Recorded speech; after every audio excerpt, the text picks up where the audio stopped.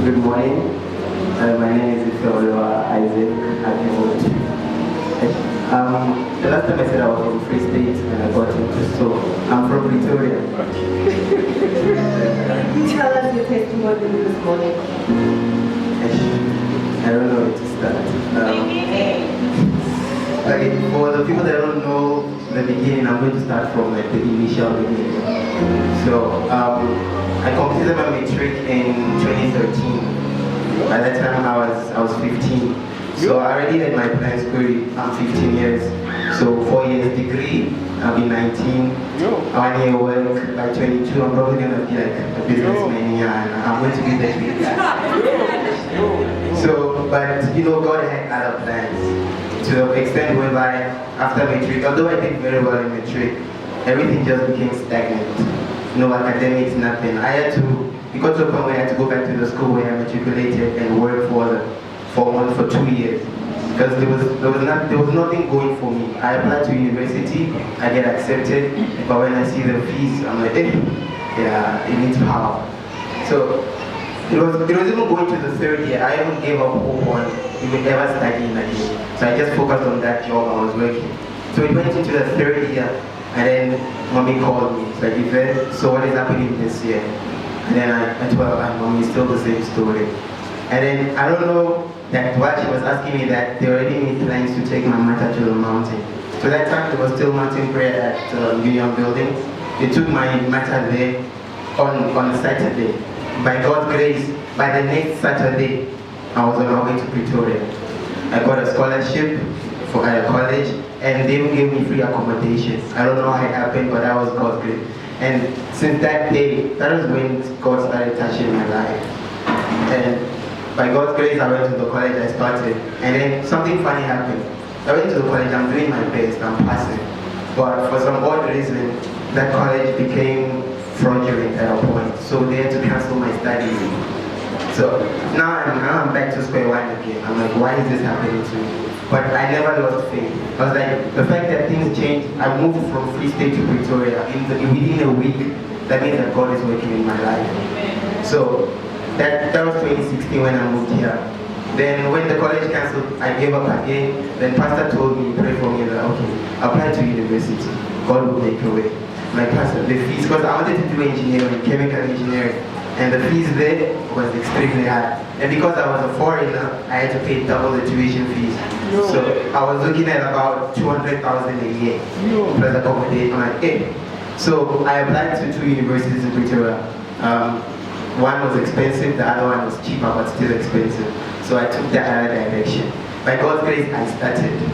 And the funniest thing is, the first semester of that study, it was the work that I was doing in that college.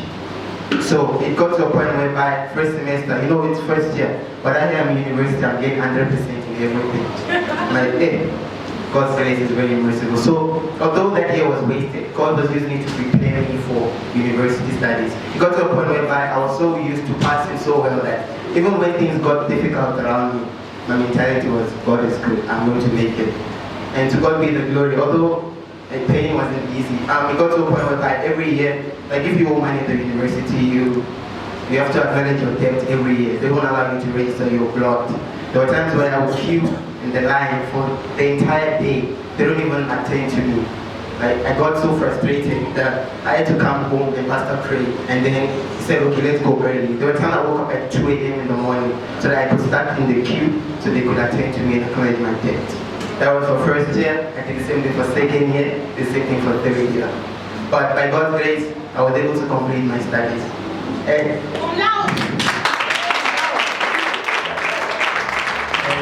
the funny thing is, during my studies, I would always owe money. Like at the end of the day, 30,000 first year, second year 30,000 again, third year 30,000 again. To the point where by this year, January, I was owing the university 28,000. And that means that even if I graduated, I wasn't going to get my certificate. But you know, I didn't even worry. I was like, okay, I'm done, I completed it. So whether or not I pay in 5 years time, it's mine. They can't change it. You know, and to God be the glory.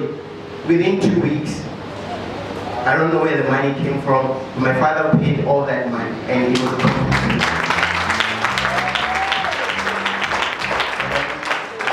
I graduated with distinction. Cum laude, I thank you for that. There's more. Okay. So now I'm a graduate. I wanted to further my studies, but the university was trying to phase in new academic studies. So I wanted to do BTech, but they said they were phasing it out this year. So I couldn't proceed with my study. I had to wait for, they said 2 years before I can actually enroll and upgrade my studies. So now it's that situation whereby I'm stuck at home again. There's nothing to do. And then COVID happens, so I had to go back home to Free State thinking it's just 2 weeks. Really, it's months and months and months. I'm at home, super frustrated, to the point where I didn't know where my life was going. I'm doing well, God is giving me the grace to do so well, but it's like I'm not moving forward. And then I don't know how God heard my prayers. And then there was 1 week where Pastor called me. He's like, Ife, are you fine? And I didn't want to lie, so I'm like, hey Pastor, I don't know. And it's like, okay, I was praying for you and I saw you were at a river bank. There was water all around you. You didn't know where you were going. The moment I almost burst into tears because that's what I was feeling. All these things were happening because I didn't know where I was going, and somehow God heard my prayers and connected to Him. Then He prayed for me, then He advised me, okay, what's your plan? What's your way forward?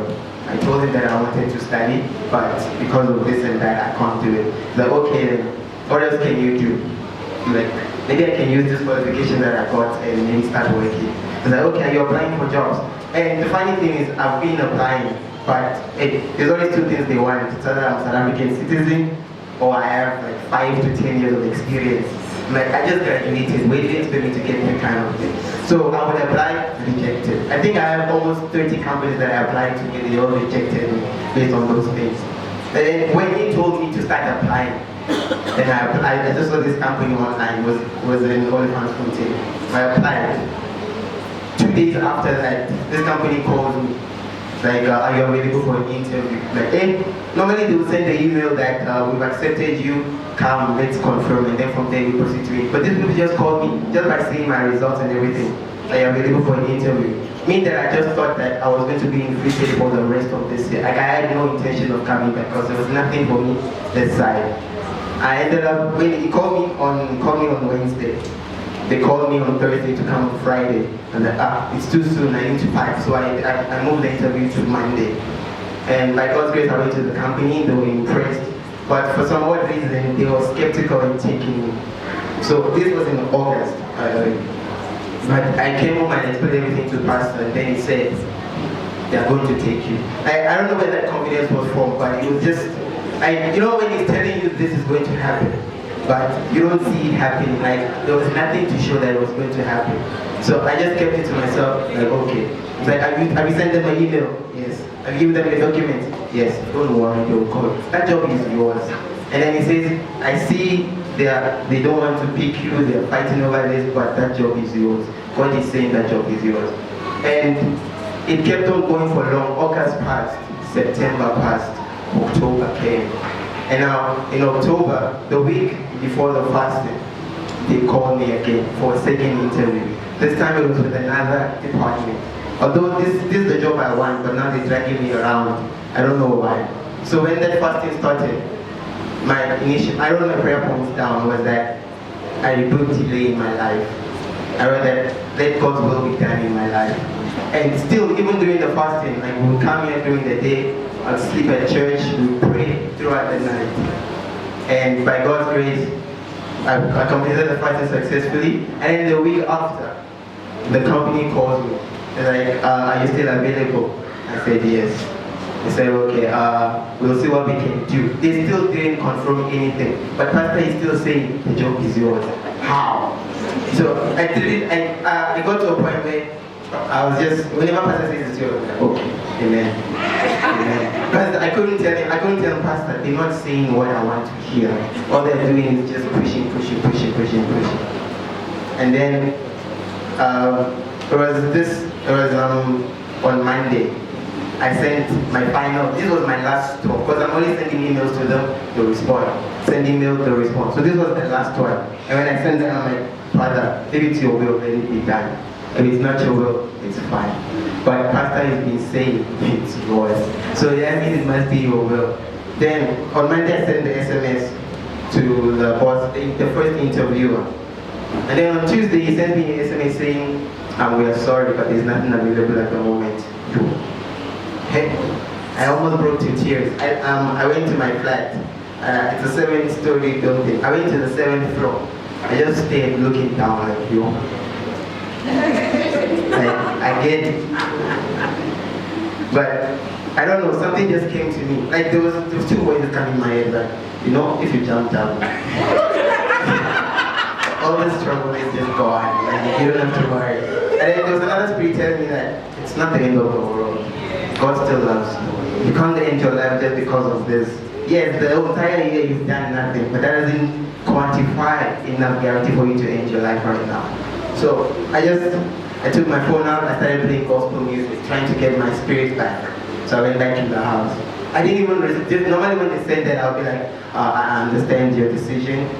Please contact me if there's something else in the future. This time, I just left it. Like, if it's God's will to happen. And then Thursday, he just called me. Like, Isaac, are you available? You've been given the position. Thank you.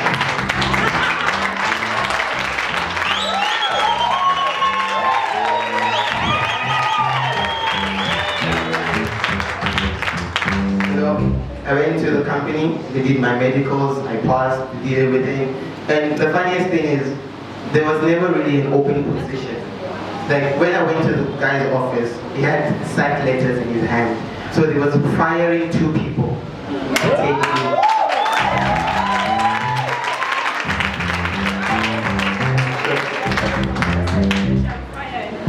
I just want to thank God for when he was casting down, I was lifted up.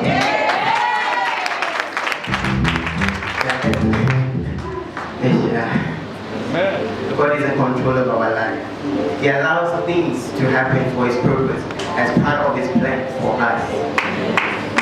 He promised in His word never to leave us nor forsake us. He promised to be right by our side every step of the way. So therefore, all things will ultimately be for our eternal benefit. As long as we continue to trust Him fully, and that's one thing that we need to do. If you don't trust Him, if you believe it's your own thing, like it will never work out. If God knows best, He knows all. So trust in Him fully and believe that He will make it happen. And don't take the easy way out. I can tell you, it's not worth it. Like the devil knew things was coming at the end of the week, so he tried to push me to the edge, but God prevailed, and now I am today with my testimony. God is good.